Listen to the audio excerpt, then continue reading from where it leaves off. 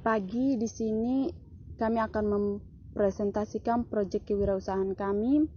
Namun sebelum itu kami memperkenalkan nama-nama kelompok. Yang pertama Orange Celuruk Teti, yang kedua Yosefina Timoet Kuni, ketiga Marcelino Meol, keempat Erna Linda Sasi, yang kelima Maria Romalda Amsikan, keenam Maria Nirma Amsikan, ketujuh Herlin Christianti Lich. Yang pertama, pendahuluan. Kewirausahaan adalah suatu proses dalam melakukan atau menciptakan sesuatu yang baru dengan cara kreatif dan penuh inovasi yang memberikan manfaat bagi orang lain dan bernilai tambah. Yang berikut produk yang dihasilkan berupa makanan dan sayur-sayuran seperti bubur kacang hijau, sayur lodeh, dan es buah. Kegiatan produksi dilakukan di kos-kosan dengan alamat kilometer 7 dan di BTN. Produk kami dijual dengan harga 5 ribuan. Kelompok kami mempromosikan setiap produk melalui media sosial seperti Facebook dan WhatsApp di setiap masing-masing anggota kelompok. Produk yang pertama yaitu sayur lodeh. Alat dan bahan. Alat yang pertama dandang, yang kedua tacu, 3 pisau, keempat plastik kemasan, kelima baskom, keenam sendok goreng, ketujuh batu ulek. Bahan yang pertama nangka, terus santan kelapa, serai, kunyit, cabai merah, lombok, lengkuas, lada, bawang merah, bawang putih, masako, minyak goreng, dan air. Dana kontribusi awal per orang Rp 10.000, jadi total 7 orang adalah Rp 70.000. Pengeluaran untuk sayur lodeh Rp 70.000 dan pemasukan 100.000. Prosedur kerja sayur lodeh yang pertama, kupas kulit nangka sampai bersih. Kemudian irislah nangka yang sudah dibersihkan sesuai kesepakatan.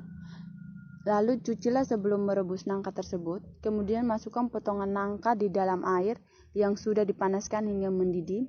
Lalu rebuslah nangka hingga setengah matang. Kemudian pembersihan bumbu dan penghalusan bumbu. Yang pertama, gorenglah bumbu yang telah disiapkan, kemudian masukkan bumbu ke dalam nangka yang sudah matang. Apabila telah matang, turunkan dan dinginkan. Kemudian apabila sudah dingin, masukkan ke alat dan bahan. Yang pertama alat yang kami gunakan, yang pertama bokor, yang kedua gelas plastik, dan yang ketiga pisau. Yang kedua bahan yang kami gunakan, yang pertama buah-buahan seperti buah mangga, buah pepaya, dan buah semangka. Yang kedua, susu kental manis. Yang ketiga, biji mutiara. Yang keempat, es batu. Yang kelima, iris. Dan yang keenam, air bersih. Pengeluaran untuk es buah diambil 6.000 dan untuk pemasukan 160. Yang berikut prosedur kerja es buah. Yang pertama, siapkan buah-buahan yang akan digunakan, dikupas kulitnya, kemudian dicuci bersih lalu dipotong dadu. Yang kedua, masukkan air sirup dan susu kental manis ke dalam panci, lalu diaduk hingga semuanya tercampur merata. Tambahkan es batu secukupnya.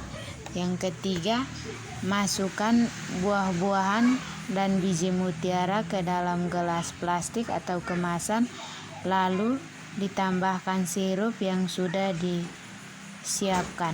Yang keempat, es buah siap dipasarkan. Yang ketiga, bubur kacang hijau. Alat dan bahan. Alat yang kami gunakan, yang pertama dandang, yang kedua gelas plastik, dan yang ketiga bokor. Yang kedua bahan yang kami gunakan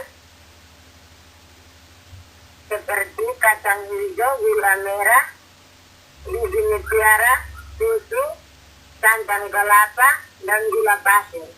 Pengeluaran untuk pembuatan bubur kacang hijau 125.000 dan pemasukan 375.000.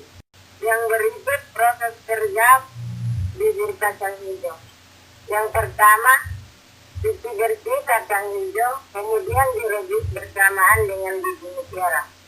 Yang kedua, setelah kacang hijau dan biji mutiara matang, masukkan santan, gula merah, gula pasir, susu, dan daun pandan. Yang ketiga, biarkan sampai mendidih. Pastikan rasanya sesuai, lalu ditambahkan gula pasir. Yang keempat, setelah semuanya matang, angkat dan didinginkan sebentar, lalu dituang ke dalam gelas plastik atau kemasan. Yang kelima, bubur kacang hijau siap dipasarkan. Inilah hasil presentasi kami. Sekian dan terima kasih.